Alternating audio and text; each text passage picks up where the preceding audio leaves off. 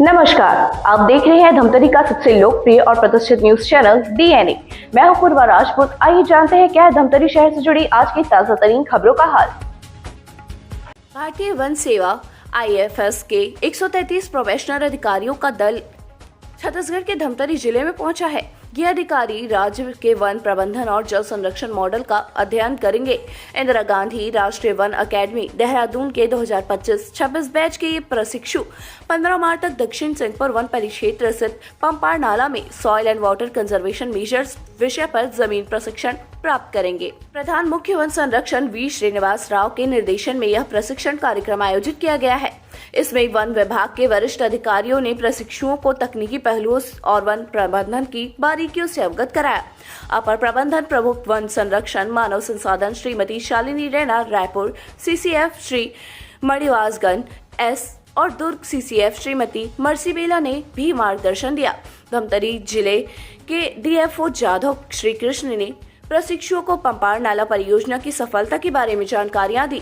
उन्होंने बताया कि पहले इस क्षेत्र में अत्यधिक मृदा अपरदन, सॉइल इरोजन और मानसून के बाद सूखे जैसी गंभीर समस्याएं थी। इन समस्याओं को दूर करने के लिए इस स्थल के अनुरूप वैज्ञानिक उपचार किए गए हैं। परियोजना के तहत brushwood check dam, loose boulder check dam, gabion संरचनाएं और 30-40 मॉडल जैसी प्रमुख संरचनाओं का निर्माण किया गया है। इनका मुख्य उद्देश्य पानी का बहाव को धीमा करना, मिट्टी के कटाव को रोकना और भूजल स्तर को बढ़ाना।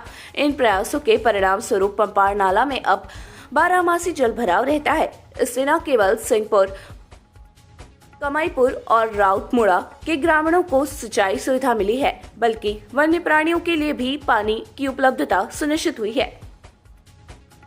प्रशिक्षु अधिकारियों को बेहतर समझ प्रदान करने के लिए 8 समूहों में बांटा गया था। Balodabazar DFO Ganveer Dhamsheel, Rajnandgaon DFO Shri Ayush Jain, Kanker DFO Shri Raunak Goyal, Durg DFO Shri Deepesh Kapil और बालोद डीएफओ श्री अभिषेक अग्रवाल सहित अन्य अधिकारियों ने ग्रुप लीडर के रूप में फील्ड पर लाइव डेमो और तकनीकी प्रशिक्षण दिया।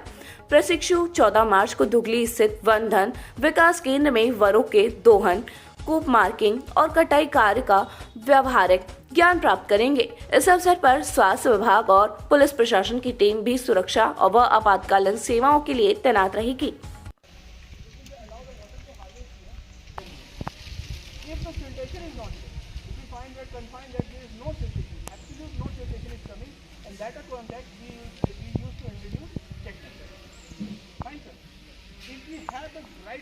We don't have the kind of this type of vegetation or the big plantations are here, and we find the appropriate condition for that. We have this embankment this side or that side, and a big water bonding structure is possible.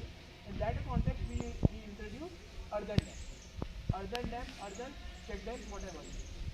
Okay, so in the last of any of the ridge area, any of the valley area, we used to introduce a major structure, so that it will be more worthy as compared.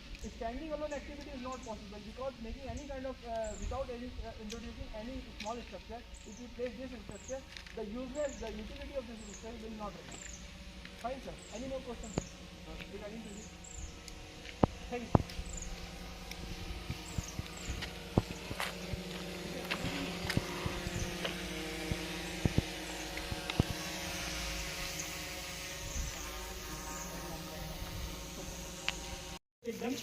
Okay, the first order stream and second order stream, third order, what are the order of the streams? We need to understand it. First order streams are the first, means we can say the streams of first order. No other stream has joined it. Two first order streams get joined and it becomes second order, likewise only. So the basic idea is in the first order stream, water will be little less, and the width of the channel, width of the stream will be smaller. Okay. So for the first order, we will be going with Brushwood check dam, Earthen Gully plus Loose Boulder check dam. For second order stream, Earthen Gully plus Loose Boulder check dam, new percolation tanks, Gabion. See, you will say कि sir, in first order also we are going with Earthen Gully plus, in second order also we are going with Earthen Gully plus. Some of the things you need to understand.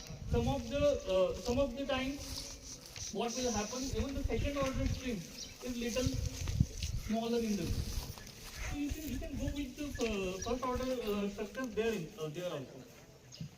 In third order streams, we'll be going with Gabriel, FMCG, underground dikes, urban dams, take dams, top dams, bank plantations in 3 to 5 rows, and so Indira Gandhi national forest academy से 133 IFS trainees जो है छत्तीसगढ़ में आया हुआ है और हमारे धमतरी में उनका वाटरशेड एक्सरसाइज जो है वो चल रहा है। एक सप्ताह का ये एक्सरसाइज है जिसमें वाटरशेड के बारे में सभी जानकारियाँ उनको दी जा रही है और कैसे हम लोग एसएमसी वर्क्स करते हैं।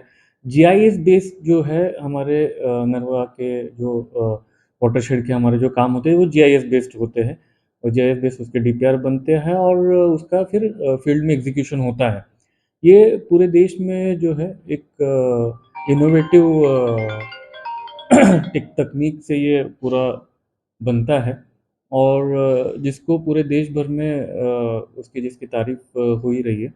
उसी के तारतम्य में जो है आईएफएस ट्रेनीज यहाँ पे आए हुए हैं। धमतरी उसके लिए चुना गया है और ये एक्सरसाइज यहाँ पे किया जा रहा है। कहाँ का प्लान बना है इसमें? कौन से जंगलों में ले जाए? ये मुख्यतः सिंहपुर और दुगली के जंगलों में उनको कराया जा रहा है। कल जो है अपने यहाँ 133 प्रोबेशनर सभी के सभी जो हमारा पंपार नाला है एक मॉडल वाटरशेड के रूप में जिसका विकास हो गया है, पिछले 3 सालों में उसका विकास किया गया है। उसका विजिट था। उनको जो हमारे वाटरशेड में सॉइल मॉइस्चर कंजर्वेशन के जो स्ट्रक्चर्स बनाए जाते हैं उसके बारे में डिटेल कल जानकारी दी गई है और इसके बाद जो है 33 के ग्रुप बने हुए हैं जो 4 जिलों में बटे हुए हैं, जिसमें धमतरी है, बालोद है, गरियाबंद है और कवर्धा है। उन चारों जगहों पे कल से जो है वो सारे ट्रेनीज डिवाइड होके फिर आएंगे। फिर वो यहाँ पे रहेंगे और खुद सर्वे करके अपने अपने उनको हर एक को एक ग्रुप बना के उनको वाटरशेड दिए हुए हैं। तो अपने यहाँ जो लोग आ रहे हैं 33 उनको 4 ग्रुप में फिर सब डिवाइडेड करके सब ग्रुप्स बनाए हैं और उनको 4 वाटरशेड्स अलॉट किए गए हैं। वहाँ के लिए वो प्लानिंग करेंगे, जीआईएस बेस्ड प्लानिंग करेंगे और उसका एक ट्रीटमेंट का जो एक डीपीआर वो जो है वो बनाएंगे। तो ये थी हमारे शहर से जुड़ी ताजा तरीन खबरें। आप इसी तरह से बने रहिए हमारे साथ डीएनए न्यूज पर। धन्यवाद।